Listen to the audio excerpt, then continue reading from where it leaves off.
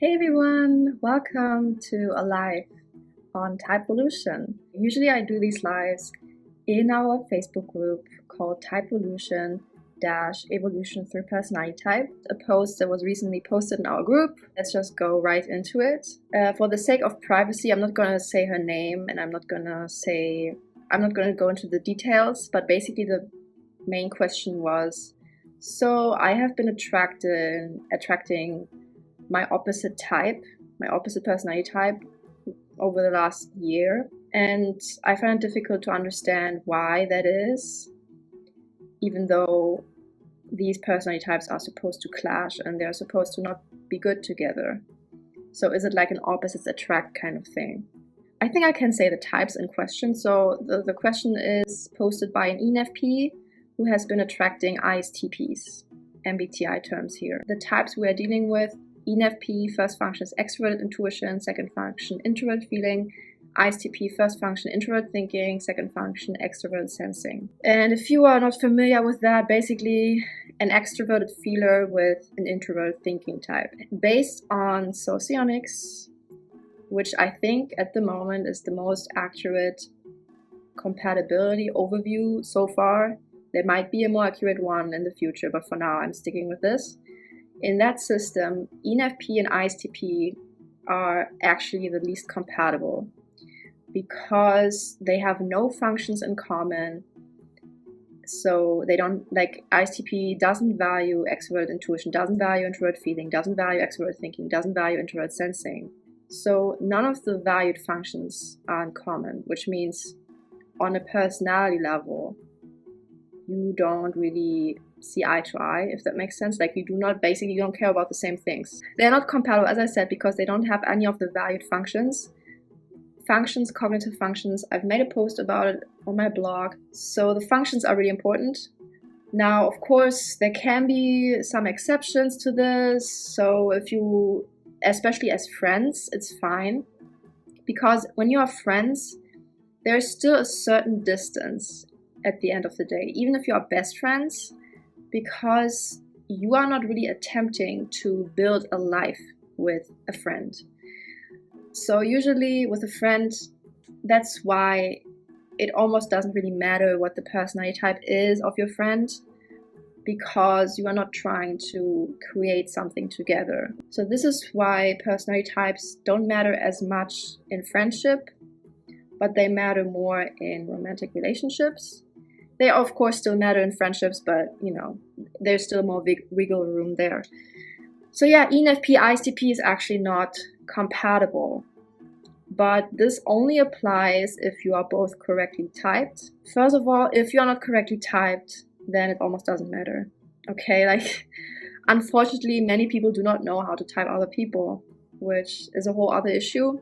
I told her, step one, you have to make sure that you both are correctly typed. I do think that she's an ENFP, so the question is, the people you are dating, are they actually ISTP or not?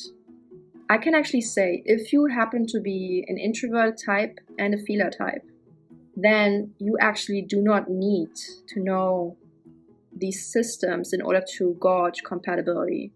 This is a strength that is unique to introverted feeling, and all IF types, INFJ, ISFJ, INFP, and ISFP, all naturally have that. It's like a compatibility radar. You can just tell how much you relate to this person, right? Like how the feeling is between you. And these systems, these compatibility systems, are mostly for people who are either not IF types or who happen to be very traumatized or have had really rough childhoods, and then their imago, unconscious image of your ideal mate, usually based on your parents, is very flawed, very broken, very detrimental to you, and then you are drawn to people who are bad for you, basically, who are like not compatible with you, who abuse you and all that stuff. For these kinds of people, you do actually need some kind of compatibility help. Okay, but in this case, ENFP can also be good at this to some extent, but I noticed because they're extroverts, they tend to get carried away a little bit. They are not, yeah, I don't know, With ENFP, I still think it's not as acute, like with INFP in contrast. Okay, so I hope this kind of made sense with ICP and ICJ. To go more into detail, you have to really learn the functions more, but yeah. TEFI versus TIFE. Second step. Okay, second step. This step is also interesting. So I said, if the person is really your conflictor type, or, you know, a type that you are not compatible with, but for some reason these people continuously are after you or attracted to you, then that usually means that you are not being yourself, right? That's just how it is. And it might be a bit surprising, but this is often the case. Now, in this case, ENFP actually has also strong extrovert feeling because they're an extrovert and they're a feeling type. This is how it works in socionics, and I found this to be quite true. So ENFPs actually can use quite a lot of extrovert feeling when, like, in certain environments. Yeah, but the thing is, they don't value extrovert feeling, but then when they use it, they might attract someone who likes it, right? So yeah, this is what happens like when you use your unvalued functions. Also, I mentioned this in the stress function video I have about the role function on Typevolution and on YouTube. When people are stressed and they use their role function, which is not the inferior function actually, but the other side of it. So in the case of ENFP, it's SE, okay? So SI is their inferior and SE is actually the stress or role function. So when you use the SE, then of course you're going to attract people who like SE, and those are usually SP types or NJ types.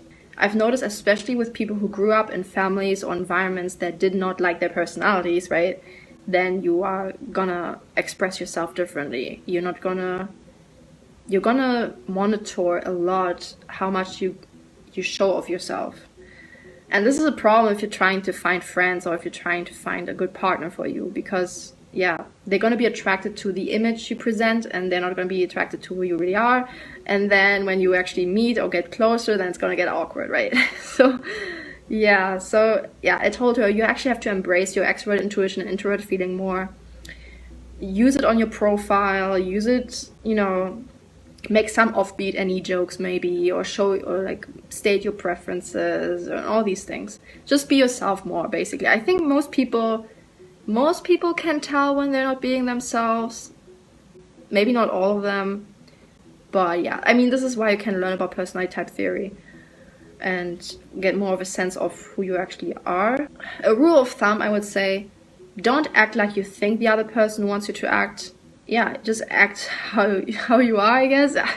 Yeah, it can be harder than you think. I mean, with many people, it can be harder than you think. Okay, and then the third step, change of venue, I said. You have to know general dating apps, general online dating, especially the apps, especially Tinder, especially the hookup apps or apps that are quick, easy, and very general, you know, like it's not about any kind of theme.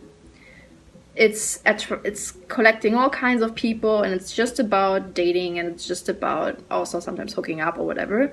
It's mostly going to be SP types.